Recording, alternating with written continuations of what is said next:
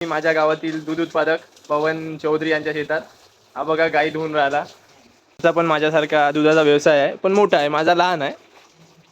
हे मोठे दूध उत्पादक भाऊ इकडे पाहा ना, सांगा ना काही माहिती. गाय कोणती आहे ते? एचएफ गाय आहे म्हणते. म्हशी वगैरे आहे ना तुमच्याकडं? गोठ्यामध्ये गाय वगैरे आहे आणि म्हशी चरायला जाऊन आहे. आणि हे पवन दादाचे शेत, ते जनावरांसाठी जे हिरवं हिरवं दिसून राहिलं ते सुपर नेपियर म्हणून राहिले पवन दादा, की जनावरांसाठी टाकलं आहे बा म्हणून. आणि इकडं भाजीपाला पण आहे, बघू शकता त्यांचा धंदा मोठा आहे की नाही. दिसत आहे टप बघा. मला का करावं लागतं. आणि लोकांना दूध व्यवसाय मजाक वाटते आहे पवन दादा, हो का नाही? तेच 6 महिन्याची आहे बाली आमची.